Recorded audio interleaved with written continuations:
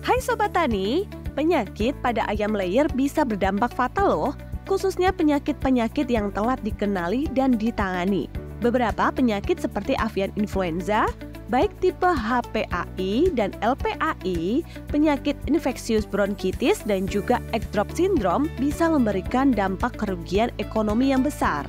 Penyakit bakterial seperti infeksius coryza atau SNOT, Colibacillosis akibat bakteri E. coli, dan chronic respiratory disease atau CRD juga nggak kalah berbahaya dan berpotensi mengakibatkan kerugian ekonomi. Nah, biar ini nggak terjadi di peternakan ayam layer, yuk simak penjelasan lengkap melalui video ini ya.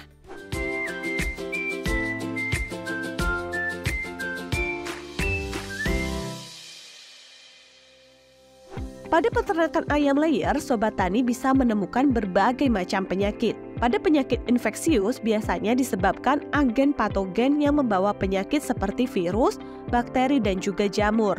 Sobat Tani, penyebab terjadinya serangan penyakit ini pada peternakan ayam layer sangat beragam. Beberapa penyakit infeksius disebabkan oleh agen patogen seperti virus, bakteri, parasit, dan juga jamur.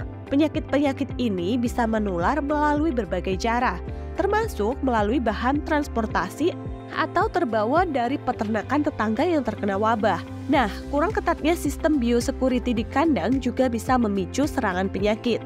Di sisi lain, ada juga penyakit yang disebabkan oleh manajemen kandang yang buruk, seperti penyakit metabolisme dan akibat mikotoksin. Penyakit metabolisme ini bisa timbul karena manajemen nutrisi pakan yang tidak optimal. Sedangkan mikotoksin bisa muncul akibat buruknya penyimpanan pakan dalam gudang. Oleh karena itu, penting banget ya bagi peternak untuk memahami berbagai faktor penyebab penyakit, ciri-ciri, dan penanganannya agar dapat mengambil tindakan pencegahan yang tepat. Jadi, yuk kita bahas lebih lanjut ya. Nah, di video ini kita akan memfokuskan bahasan ketiga penyakit viral ayam layer, yaitu penyakit avian influenza, penyakit infeksius bursal disease, dan penyakit Newcastle disease. Yang pertama, penyakit avian influenza atau dikenal dengan AI. AI ini bisa menjadi masalah serius buat ayam layer. Kalau yang menyerang tipe AI yang ganas atau HPAI, tingkat kematiannya bisa mencapai 80-100% loh. Kalau yang menyerang adalah tipe LPAI, itu cenderung lebih ringan. Tapi juga bisa menyebabkan produksi telur turun drastis, 40-80%. Wah, nggak main-main ya. Gejala klinisnya itu perlu diwaspadai. Untuk ayam yang terkena HPAI akan punya jengger, pial, kelopak mata, dan kaki yang warnanya jadi biru keunguan. Ada juga pendarahan di mata kaki dan hidung, pembengkakan di muka dan kepala, diare, batuk, bersin, lorok, penurunan nafsu makan, produksi telur yang turun, sampai kerabang telur yang jadi lembek. Bahkan ada gangguan syaraf seperti tortikolis, lumpuh, dan gemetaran yang bisa berujung pada kematian. Kalau yang LPAI, gejalanya nggak terlalu terlihat jelas. Penyakit ini bisa menular dengan berbagai cara. Bisa dari kontak langsung unggas yang terinfeksi dan juga unggas yang peka lewat saluran pernafasan, konjungtiva, lendir, dan feses. Penularan ini juga bisa lewat debu, pakan, air minum, petugas, peralatan kandang, sepatu, baju, dan kendaraan yang terkontaminasi virus AI, serta ayam hidup yang terinfeksi. Bahkan penularannya juga bisa terjadi lewat rak telur atau egg tray yang terkontaminasi loh. Lalu apa ya yang bisa kita lakukan sebagai peternak kalau ayam kita terkena virus AI? Saat peternak mengetahui adanya indikasi AI, sebaiknya langsung memisahkan unggas yang sakit dari unggas yang sehat. Sobat Tani juga bisa memberikan vitamin dan juga pakan bernutrisi. Lalu dilanjutkan dengan menyemprot kandang dan ayam dengan desinfektan 2 kali dalam sehari agar virus nggak menyebar. Nah, setelah itu dilakukan, Sobat Tani bisa menerapkan biosecurity yang lebih ketat. Dan kalau masih banyak ayam yang hidup di kandang, sebaiknya dilakukan vaksinasi ulang pada 7-14 hari kemudian. Hal ini dilakukan agar ayam terhindar dari wabah yang akan terjadi di kemudian hari. Yang kedua, penyakit infeksius bursal disease atau IBD. Untuk penyakit IBD, gejalanya bervariasi. Jika penyakit ini menyerang, jumlah ayam yang terkena penyakit ini bisa mencapai 40-60% dari total populasi ayam.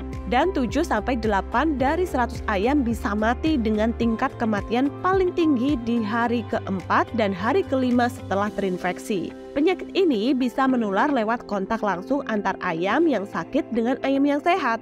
Virus ini juga bisa menular lewat kotoran dan juga perlengkapan kandang yang kotor.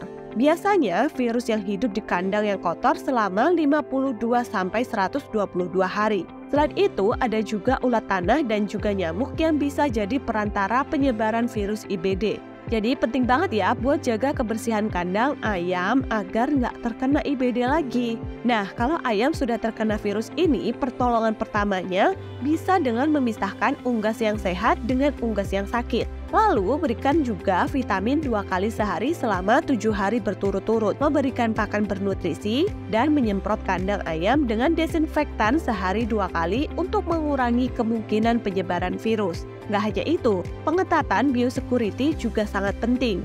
Dan jangan lupa, musnahkan bangkai ayam yang mati dengan cara dikubur atau dibakar. Saat memusnahkan ayam, sebaiknya menambahkan cairan desinfektan untuk mengurangi penyebaran virus dari bangkai ayam. Lalu, kalau masih ada ayam yang hidup yang tersisa, sebaiknya dilakukan vaksinasi ulang di hari ke-7 sampai hari ke-14. Penting juga bagi peternak untuk mengevaluasi program vaksinasi agar kekebalan ayam bisa lebih optimal dan wabah serupa tidak terjadi lagi. Yang terakhir, Sobat Tani sebaiknya mencuci kandang dan juga sanitasi setiap selesai panen raya dengan desinfektan dan fumigasi kandang agar penularan penyakit bisa terputus, nggak menular ke ayam lagi di periode selanjutnya. Lalu terakhir adalah penyakit Newcastle disease atau ND.